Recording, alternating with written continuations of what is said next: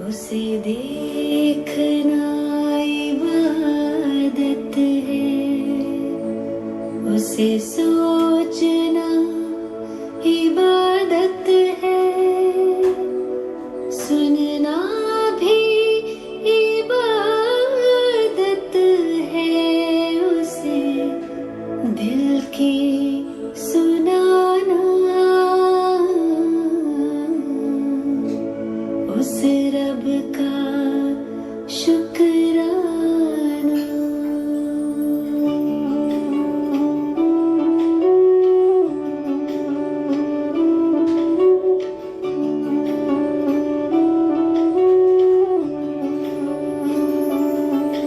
कभी भूल कर भी न उसको भुलाना,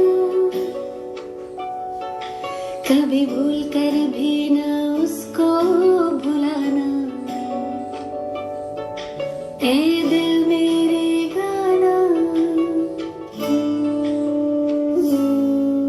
उस रब का शुक्राना। कभी भूल कर भी न उसको भुलाना, कभी भूल कर भी न उसको भुलाना। ए दिल मेरे गाना, उस रब का शुक्राना।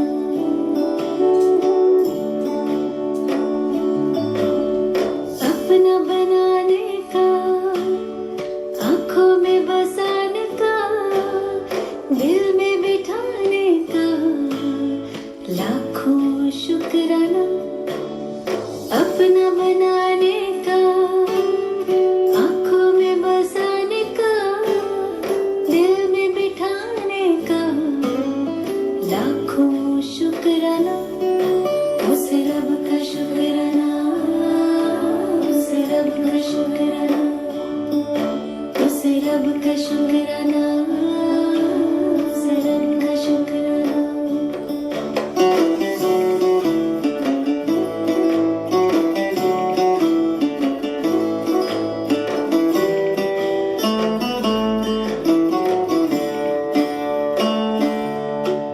गजब का प्यार दिया, हंसी परिवार दिया, एहसान हम पे किया, मुश्किल है सुनाना। गजब का प्यार दिया, हंसी परिवार दिया, एहसान हम पे किया, मुश्किल है सुनाना। उस रब का शुक्राना, उस रब का शुक्राना, उस रब का शुक्राना, उस रब का शुक्राना।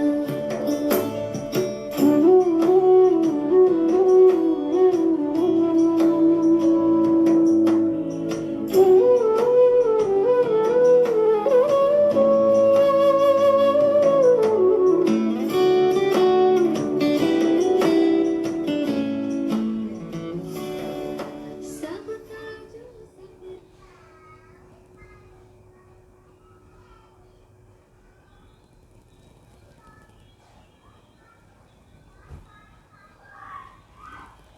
ओम शांति। आज 1 अक्टूबर 2020 के बाप दादा के मधुर महावाक्य सुनेंगे। बाबा कहते तुम बच्चों का लक्ष्य है मनुष्य से देवता बनना। तो देवता बनने के लिए कुछ धारण करना है, कुछ ऐड करना है और कुछ सफाई करनी है, कुछ निकालना है। इसीलिए बाबा ने कहा कुछ चीज़ें तुम्हारे लिए निषेध हैं, वर्जित हैं, और कुछ चीज़ों को तुम्हें धारण ज़रूर करना है। अब निषेध कौन सी चीज़ें हैं? बाबा ने कहा तुम्हें कभी भी किसी को गुस्सा नहीं करना, किसी को तंग नहीं करना, किसी को दुख नहीं देना, पर चिंतन नहीं करना झरमुई झंगमुई नहीं करना। ये सब चीज़ें मना हैं। इसके साथ बाबा ने कहा अशुद्ध संग, अशुद्ध भोजन, वह भी तुम्हें नहीं करना है, क्योंकि तुम्हें देवता बनना है। और क्या करना है? तुम्हें योग लगा कर के पिछले हिसाब किताब को भी चुकतू करना है, सफाई करनी है, और साथ में अपनी चमक को बढ़ाने के लिए दैवी गुण धारण करने हैं, दूसरों को सुख देना है। ऐसा भी नहीं सोचकर खुश हो जाएं कि हमने किसी को दुख नहीं दिया, परंतु ये भी चेक करना है कि हमने किसी को सुख दिया, हमारा पुण्य का खाता बढ़ा। जब ऐसी चेकिंग हम करेंगे तो हमारा चार्ट बढ़ता जाएगा और हम आत्मा संपूर्ण बनते जाएंगे। तो जो हमारा लक्ष्य है मनुष्य से देवता बनने का, उस लक्ष्य, उस मंजिल के हम समीप आ जाएंगे। इसलिए बाबा कहते ये पुरुषोत्तम संगम युग बच्चों को पुरुषार्थ करने के लिए मिला है और बहुत थोड़ा सा टाइम शेष रह गया है। इसमें अब अच्छी रीति पुरुषार्थ करके अपने जीवन को सफल बनाना है। सुनेंगे बाबा के शब्दों में, मीठे बच्चे, तुम्हें देवता बनना है, इसलिए माया के अवगुणों का त्याग करो। गुस्सा करना, मारना, तंग करना, बुरा काम करना, चोरी चकारी करना, ये सब महापाप हैं। ये तुम बच्चों के लिए वर्जित है। प्रश्न है, इस ज्ञान में कौन से बच्चे तीखे जा सकते हैं? घाटा किन्हें पड़ता है? जिन्हें अपना पोता मेल रखना आता है वह इस ज्ञान में बहुत तीखे जा सकते हैं। घाटा उनको पड़ता है जो देही अभिमानी नहीं रहते। बाबा कहते व्यापारी लोगों को पोता मेल निकालने की आदत होती है, फ़ायदा घाटा देखने की आदत होती है। वह व्यापारी यदि ज्ञान में चलें तो वो यहाँ भी बहुत तीखे जा सकते हैं, क्योंकि वो अपना हिसाब रख सकते हैं। गीत है, मुखड़ा देख ले प्राणी दर्पण में ज़रा, कितने पुण्य कितने पाप तेरे जीवन में। ओम शांति। रूहानी पाठधारी बच्चों प्रति बाप समझाते हैं, क्योंकि रूह ही पाठ बजा रही है बेहद के नाटक में। है तो मनुष्यों का। बच्चे इस समय पुरुषार्थ कर रहे हैं, भले वेद शास्त्र पढ़ते हैं, शिव की पूजा करते हैं, परंतु बाप कहते हैं इनसे कोई मेरे को प्राप्त नहीं कर सकते, क्योंकि भक्ति है ही उतरती कला। ज्ञान से सद्गति होती है तो ज़रूर कोई से फिर उतरते भी होंगे। ज्ञान से तो चढ़ जाते हैं, परंतु फिर किसी चीज़ से उतरते भी हैं, दुर्गति भी होती है। ये भी एक खेल है, चढ़ना भी है, उतरना भी है। ये भी एक खेल है, हार और जीत का। ये भी कोई जानता नहीं। शिवलिंग को जब पूजते हैं तो उनको ब्रह्म नहीं कहेंगे, तब कौन है जिसको पूजते हैं? उनको भी ईश्वर समझ पूजा करते हैं। तुम जब पहले पहले भक्ति शुरू करते हो तो शिवलिंग हीरे का बनाते हो। सबसे पहला मंदिर बना सोमनाथ का मंदिर, जिसे राजा विक्रमादित्य ने बनाया, और वह शिवलिंग डायमंड से बनाया गया। अभी तो सब गरीब बन गए हैं तो पत्थर का ही शिवलिंग भी बना देते हैं। हीरे का लिंग उस ज़माने में जब बना तो 3-4-5 हज़ार का होगा। इस समय तो उनका दाम 5-7 लाख होगा, और आज की डेट में तो डायमंड बहुत ही महंगा हो गया है, सोना भी महंगा है। ऐसे हीरे अभी तो मुश्किल निकलते हैं, क्योंकि मनुष्य खुद ही पत्थर बुद्धि बन गया है। तो फिर वो पत्थर से जो हीरे निकलने वाली बात थी वह भी नहीं रह गई। तो बाबा कहते पूजा भी पत्थर की करते, ज्ञान बिगर करते हैं। जब ज्ञान है तो तुम पूजा नहीं करते हो। चैतन्य सम्मुख में हैं, उनको ही तुम याद करते हो। जानते हो याद से विकर्म विनाश होंगे। गीत में भी कहते हैं, हे बच्चों, हे प्राणी। प्राणी कहा ही जाता है आत्मा को। प्राण निकल गया फिर जैसे कि मुर्दा हो गया। आत्मा निकल जाती है। आत्मा तो अविनाशी है। आत्मा जब शरीर में प्रवेश करती है तब चैतन्य है। बाप कहते हैं, आत्माएं अपने अंदर जांच करो, कहाँ तक दैवी गुणों की धारणा हुई है, कोई विकार तो नहीं है, चेक करो। चोरी आदि की आदत ये आसुरी अवगुण है। देखना ये आदत हम बच्चों में तो नहीं है। आसुरी कर्तव्य करने से ही फिर गिर पड़ेंगे, इतना दर्जा नहीं पा सकेंगे। जब कर्म आसुरी करेंगे तो फिर ऊंचा पद तो नहीं हो सकता है। खराब आदत को मिटाना ज़रूर है। देवता कभी किसी पर गुस्सा नहीं करते। यहाँ असुरों द्वारा कितनी मारें खाते हैं, क्योंकि तुम देवी संप्रदाय बनते हो तो माया कितनी दुश्मन बन जाती है। माया के अवगुण काम करते हैं। क्या माया के अवगुण? मारना, तंग करना, बुरा काम करना, ये सब पाप हैं। तुम बच्चों को तो बहुत शुद्ध रहना चाहिए।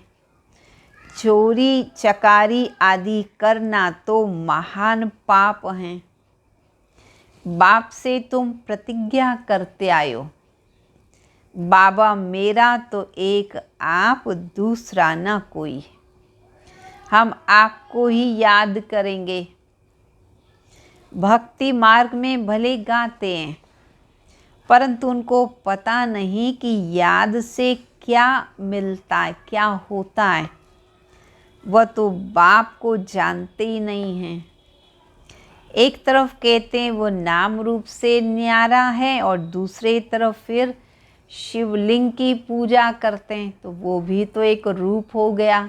फिर उसको नाम भी शिव दे दिया, तो नाम रूप से न्यारा कहाँ हुआ। तुमको अच्छी रीति समझकर फिर औरों को भी समझाना है। बाबा कहते यह भी जज करो कि महान आत्मा किसको कहा जाए और पाप आत्मा किसको कहा जाए। श्री कृष्ण जो छोटा बच्चा स्वर्ग का प्रिंस है वो महात्मा है, या आजकल के कलयुगी मनुष्य वो महात्मा हैं।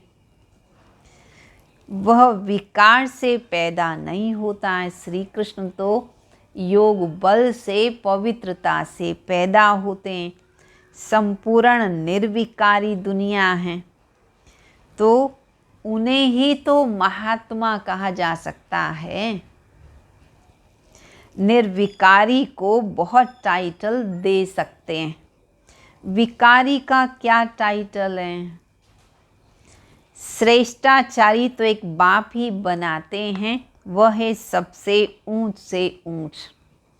और सब मनुष्य पाठधारी हैं, तो पाठ में तो ज़रूर हर एक को आना ही पड़े।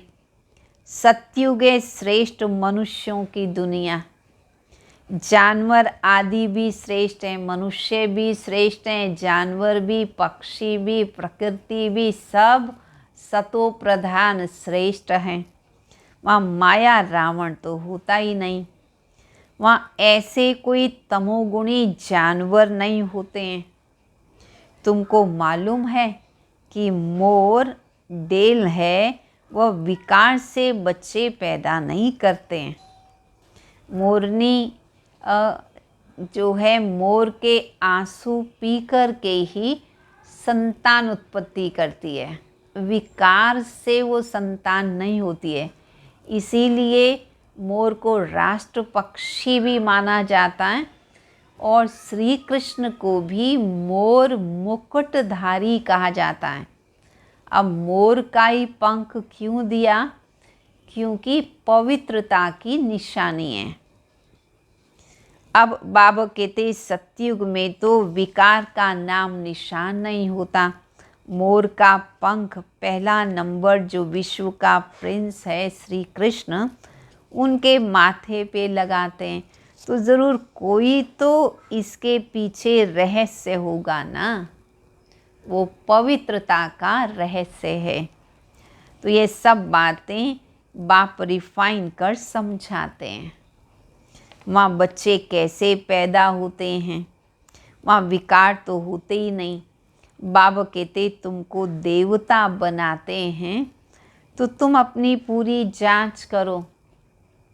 जब देवताएं सतयुग में जो होते हैं, उनके पास हर चीज़ बहुत रिफाइन होती है, सब पवित्रता के आधार से होता है। तो बाबा कहते अब तुम देवता बन रहे हो, तो अपनी बड़ी संभाल करनी है, क्योंकि अभी दृष्टि वृत्ति कृति वो पवित्र होगी, तब तो देवता बनेंगे। अपनी जांच करनी है। मेहनत बिगर विश्व का मालिक तो कोई बन ही नहीं सकता। जैसे तुम्हारी आत्मा बिंदी है, वैसे बाप भी बिंदी है। इसमें मूंझने की कोई दरकार नहीं है। कोई कहते हम देखें, आत्मा दिखाई दे, परमात्मा दिखाई दे। बाबा कहते देखने वालों की तो तुमने बहुत पूजा की, जो देहधारी इन आँखों से दिखाई देते हैं, उनकी तो तुमने बहुत पूजा कर ली, फ़ायदा तो कुछ भी हुआ नहीं। अब यथार्थ रीति मैं तुमको समझाता हूँ कि मेरे में सारा पार्ट भरा हुआ है। सुप्रीम सोल हूँ ना, तो शिव बाबा सुप्रीम सोल एक ही निराकार हैं, सुप्रीम फादर हैं। कोई भी बच्चा अपने लौकिक बाप को ऐसे सुप्रीम फादर नहीं कहेगा, एक को ही सुप्रीम कहा जाता है। सन्यासियों को तो बच्चे हैं नहीं जो बाप कहें, यह तो सब आत्माओं का बाप है। सन्यासी किसी को बच्चे बच्चे भी नहीं कहते, उनके अंदर वो बच्चे जैसा प्यार भी नहीं पैदा होता। बाबा तो यहाँ बच्चों को रोज़ मीठे बच्चे, सिक्के लदे बच्चे कहते हैं, और बाबा तो अपने बच्चों को वर्षा देते हैं, स्वर्ग की बादशाही देते हैं। उनका सन्यासियों का कोई ग्रस्त आश्रम तो नहीं है, वो तो ग्रस्त को छोड़ देते हैं, त्याग कर देते हैं। अब बाप बैठ समझाते तुमने 84 जन्म भोगे हैं। पहले पहले तुम सतो प्रधान थे, फिर तुम नीचे उतरते आए हो। अभी कोई अपने को सुप्रीम नहीं कहता, अभी तो नीच समझते हैं। बाबा बार बार समझाते हैं, मूल बात है अपने अंदर देखो कि हमारे में कोई विकार तो नहीं है। रात को रोज़ अपना पोता मेल निकालो। व्यापारी लोग हमेशा पोता मेल निकालते हैं। रात को जब शाम के समय अपनी दुकान को बढ़ाते हैं तो पहले देखते हैं पूरे दिन भर में हमने कितनी कमाई की, कहीं घाटा तो नहीं हो गया, ऐसी अपनी चेकिंग करते हैं।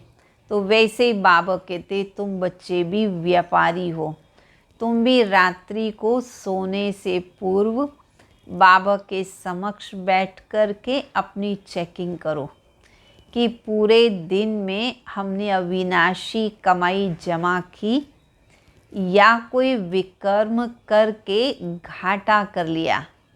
तो फ़ायदे घाटे का हिसाब करके फिर ही सोना चाहिए। और यदि घाटा हो गया तो अगले दिन के लिए अटेंशन रखना है, फिर घाटे में नहीं आना है। गवर्नमेंट सर्वेंट पोता मेल नहीं निकालते, व्यापारी लोग निकालते हैं। गवर्नमेंट सर्वेंट को तो मुकर्रर तनख्वाह मिलती है। इस ज्ञान मार्ग में व्यापारी तीखे जा सकते हैं, पढ़े लिखे ऑफिसर्स इतना नहीं। व्यापार में तो आज 50 कमाया कल 60 कमाएंगे, कभी घाटा भी हो जाएगा। गवर्नमेंट सर्वेंट की तो फिक्स पे होती है। इस कमाई में भी अगर देही अभिमानी नहीं होंगे तो घाटा पड़ जाएगा। माताएं तो व्यापार करती नहीं हैं, उनके लिए फिर और ही सहज है। कन्याओं के लिए तो और भी माताओं से भी ज़्यादा सहज है। माताओं की तो बुद्धि फिर भी बच्चों आदि में चली जाती है, कन्याओं की तो केवल भाई बहन माँ बाप, बस इससे ज़्यादा कहीं बुद्धि जाती नहीं। माताओं को तो फिर से सीढ़ी उतरनी पड़ती है। बलिहारी उनकी है जो इतनी मेहनत करती हैं। कन्याएं तो विकारी बनी ही नहीं, तो विकार छोड़ने वाली बात भी नहीं रहती है। पुरुषों को तो मेहनत लगती है, कुटुंब परिवार की संभाल करनी पड़ती है। सीढ़ी जो चढ़ी है वो सारी उतरनी पड़ती है। घड़ी घड़ी माया थप्पड़ मार गिरा देती है। अभी तुम बीकेस बने हो। कुमारियाँ पवित्र ही होती हैं। सबसे जास्ती होता है पति का प्रेम। तुम्हें तो पतियों का पति मिला है, तो एक उसी को याद करना है और बाकी सबको भूल जाना है। माँ बाप का बच्चों में मोह होता है, बच्चे तो हैं ही अनजान। शादी के बाद मोह शुरू होता है। पहले स्त्री प्यारी लगती, फिर बच्चे प्यारे लगने लगते हैं, तो मोह बढ़ता चला जाता है। कुमारी तो निर्विकारी है, इसलिए पूजी जाती है। तुम्हारा नाम ही है ब्रह्मा कुमार, ब्रह्मा कुमारी, तो महिमा लायक फिर पूजा लायक बनते हो। बाप ही तुम्हारा टीचर भी है, तो तुम बच्चों को नशा रहना चाहिए कि हम भगवान के स्टूडेंट्स हैं। भगवान ज़रूर हमें भगवान भगवती ही बनाएंगे। सिर्फ समझाया जाता भगवान तो एक है, बाकी सब हैं भाई भाई, दूसरा हमारा कोई कनेक्शन नहीं है। प्रजापिता ब्रह्मा से रचना होती है, फिर वृद्धि होती है। आत्माओं की वृद्धि नहीं कहेंगे, वृद्धि मनुष्यों की होती है। आत्माओं का तो लिमिट नंबर है, बहुत आते रहते हैं। जब तक वहाँ हैं आते रहेंगे, झाड़ बढ़ता रहेगा। ऐसे नहीं कि सुख जाएगा, ऐसे भी नहीं कि झाड़ जो बढ़ रहा है फिर वो सूख जाएगा, नहीं। इनकी भेंट बैनियन ट्री से की जाती है।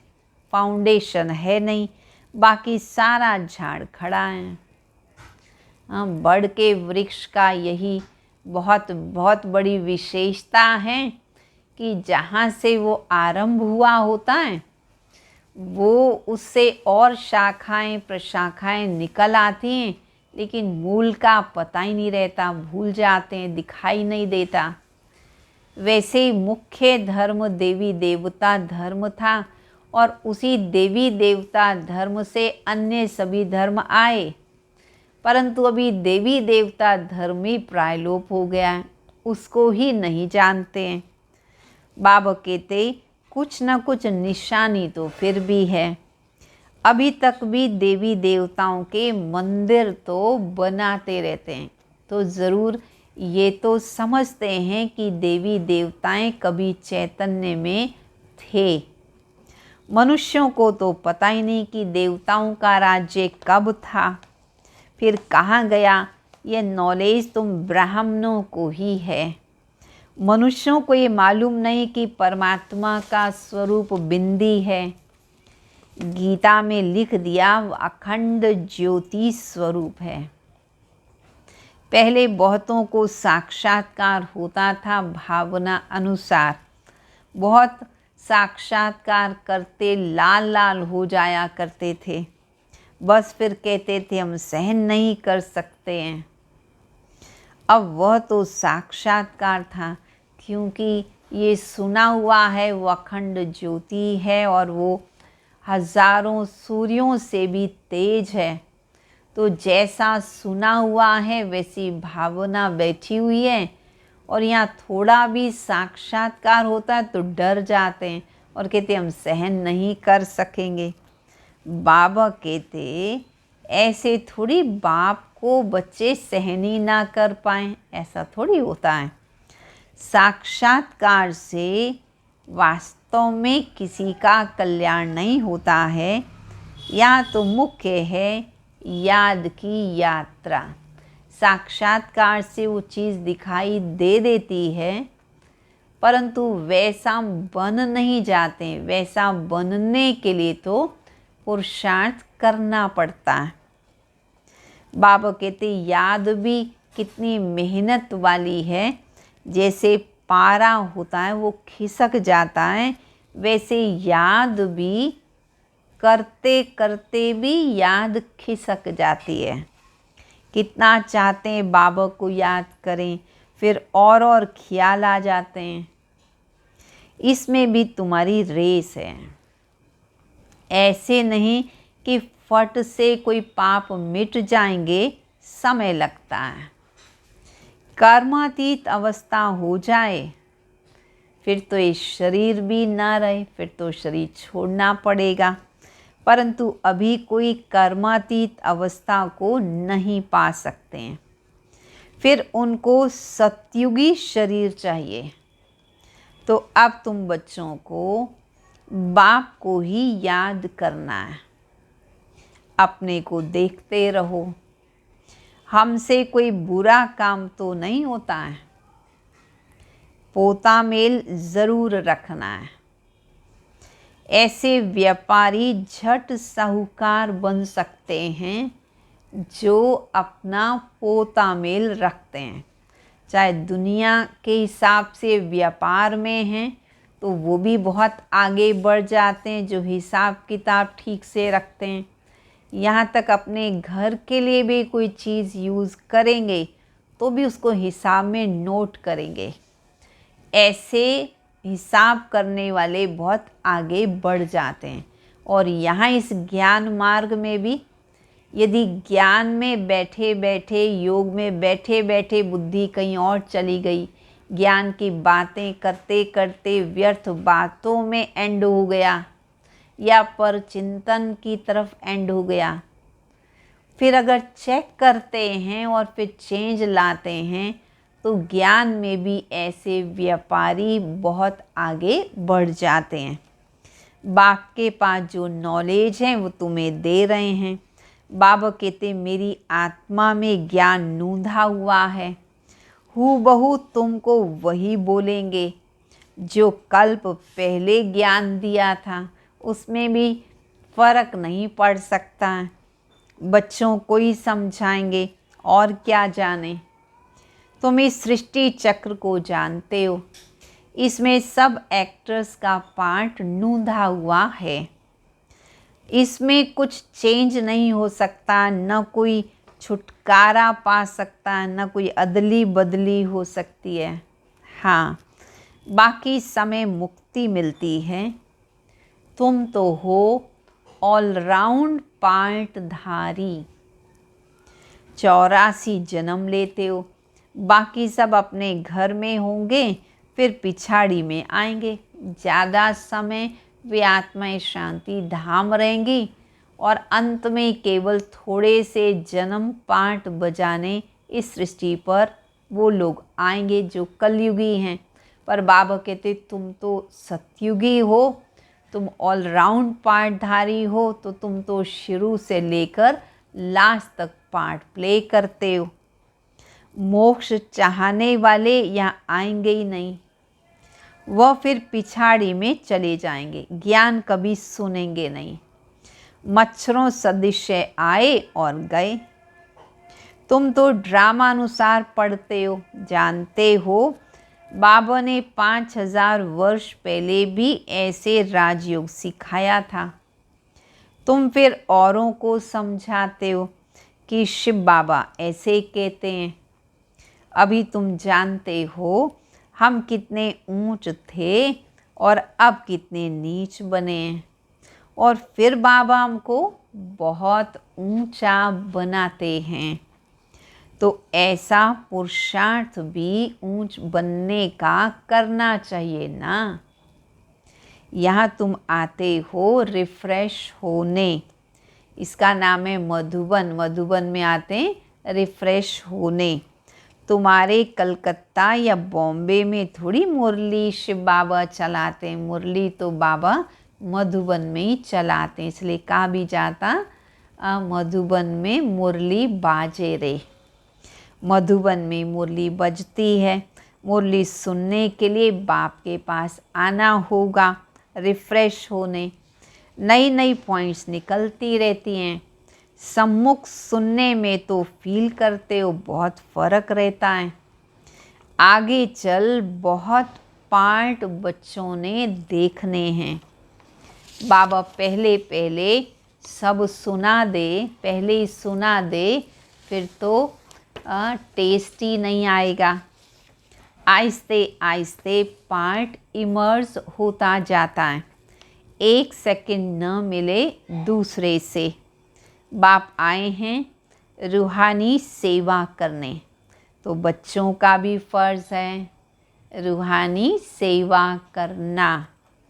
कम से कम ये तो बताओ कि बाप को याद करो और पवित्र बनो। पवित्रता में ही फेल हो जाते हैं क्योंकि याद नहीं करते हैं। तुम बच्चों को बहुत खुशी होनी चाहिए कि हम बेहद के बाप के सम्मुख बैठे हैं, जिसको कोई भी जानते नहीं। ज्ञान का सागर एक शिव बाबा ही है। देहधारी से बुद्धि योग निकाल देना चाहिए और एक शिव बाबा में बुद्धि योग लगा देना चाहिए। इससे ही फ़ायदा होता है। इनका रिगार्ड रखना है, शिव बाबा का भी रिगार्ड रखना है और शिव बाबा के रथ का भी रिगार्ड रखना है। अगर इनका रिगार्ड नहीं रखेंगे तो धर्म राज द्वारा बहुत डंडे खाने पड़ेंगे। बड़ों का रिगार्ड तो रखना होता है ना। आदि देव का कितना रिगार्ड रखते हैं, जड़ चित्र का इतना रिगार्ड है, तो चैतन्य का कितना रिगार्ड रखना चाहिए, सोचो। अच्छा, मीठे मीठे सिक्किलदे बच्चों प्रति माता पिता बाप दादा का याद प्यार और गुड मॉर्निंग।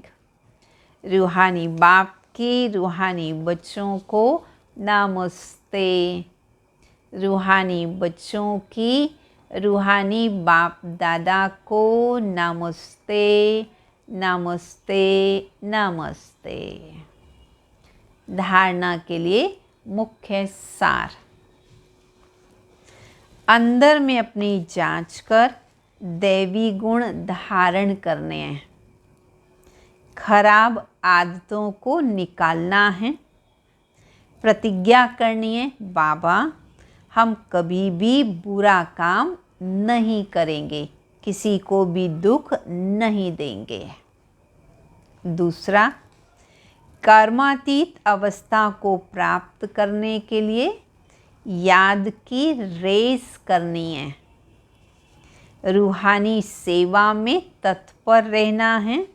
बड़ों का रिगार्ड ज़रूर रखना है। वरदान।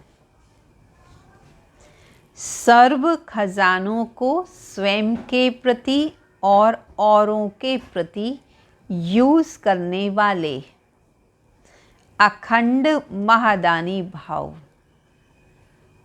जैसे बाप का भंडारा सदा चलता रहता है, रोज़ बाबा देते हैं, ऐसे आपका भी अखंड लंगर चलता रहे, क्योंकि आपके पास ज्ञान का, शक्तियों का, खुशियों का भरपूर भंडारा है। इस साथ में रखने से, इस भंडारे को साथ में रखने से व यूज़ करने में कोई खतरा भी नहीं है। ये भंडारा खुला होगा तो चोर भी नहीं आएंगे, बंद रखेंगे तो चोर आ जाएंगे। इसलिए रोज़ अपने मिले हुए खजानों को देखो और स्व के प्रति और औरों के प्रति यूज़ करो, तो अखंड महादानी बन जाएंगे। स्लोगन। सुने हुए को मनन करो, मनन करने से ही शक्तिशाली बनेंगे। और आज सतगुरुवार है, बाबा का भोग का दिन है। सेंटर पर भोग लगेगा ही, सभी भोग द्वारा लाभ भी लेंगे। और कल 2 अक्टूबर विशेष दिन है। सभी को याद आ गया होगा कौन सा दिन है विशेष। हमारे खानपुर सेंटर का जन्मदिन, वार्षिक महोत्सव है कल। तो इसलिए सभी की क्लास कल हारमनी सेंटर पुष्प विहार में रखी गई है। सभी आमंत्रित हैं, सभी को आना है। परंतु क्या, सोशल डिस्टेंसिंग वाली बात को भूलना नहीं है। ध्यान तो रखना है अपना भी औरों का भी। इसी बात का ध्यान रखते हुए 2 शिफ्ट में कल का कार्यक्रम रहेगा। पहला जो कार्यक्रम वह सवेरे 6:30 बजे से 7:30 तक योग भट्ठी रहेगी। फिर मुरली क्लास तो 9:30 बजे तक कार्यक्रम रहेगा। पुष्प विहार में रहेगा, अपने हारमनी सेंटर पे रहेगा। उसमें वे भाई बहनें आएंगे जो खानपुर में या पुष्प विहार में प्रतिदिन क्लास कर रहे हैं, वे भाई बहनें आएंगे। और साथ में हमारे से जो संबंधित, खानपुर से जो संबंधित अन्य सेवा केंद्र हैं, वहाँ से भी हमारी टीचर्स बहनें आएंगी और कुछ वहाँ के भाई बहनें भी आएंगे। तो मॉर्निंग सेशन में वो बाहर के गेस्ट और जो रेगुलर क्लास खानपुर में और पुष्प विहार में कर रहे हैं, वे सभी आएंगे। और उनका टाइम 6:30 से 9:30 बजे तक का सुबह का ही रहेगा। दूसरी शिफ्ट 10 बजे होगी, कल ही 2 तारीख को ही। तो अपनी सारी गीता पाठशाला वाले भाई बहनें, वे सभी भी आमंत्रित हैं। उन सभी को सस्नेह हार्दिक निमंत्रण है, वे सभी भी आएं। परंतु अपने टाइम का ध्यान रखेंगे। उन सभी को सुबह कल ही 10 बजे आना है, तो 10 बजे से 11:30 बजे तक कार्यक्रम रहेगा। जैसे सवेरे का कार्यक्रम चला वैसे ही बाद वाला कार्यक्रम भी सेम ही चलेगा। इसलिए गीता पाठशाला वाले, क्योंकि सोशल डिस्टेंसिंग की बात है, वो 10 बजे आएंगे और जो रेगुलर क्लास कर रहे हैं वो मॉर्निंग में आएंगे। फिर भी यदि किसी को कोई दिक्कत है, कुछ टाइम का परिवर्तन करना है, तो फ़ोन द्वारा पूछ सकते हैं। ऐसा कोई दिक्कत वाली बात नहीं है। सभी आमंत्रित हैं। ओम शांति। बाबा की याद में बैठेंगे।